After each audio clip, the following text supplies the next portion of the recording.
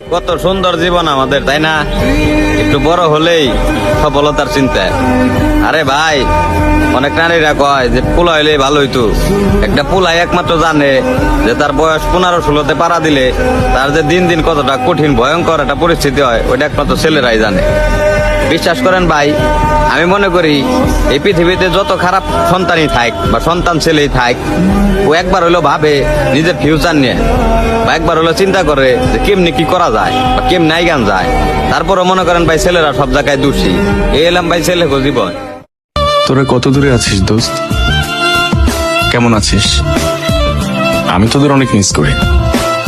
নেটওয়ার্কের বাইরে যেখানেই আছিস ভালো থাকিস।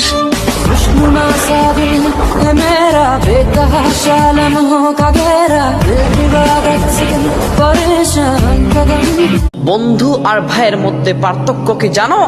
হযরত আলী রাদিয়াল্লাহু তাআলা আনহু বলেন, বন্ধু হচ্ছে হীরার মতো আর ভাই হচ্ছে সোনার মতো।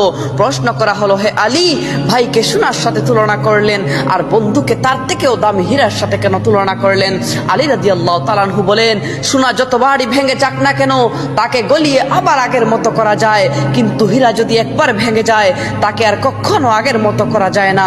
So respect your brother and keep your friend in your heart. সম্মান করো তোমার ভাইকে আর হৃদয়ে রাখো তোমার বন্ধুকে।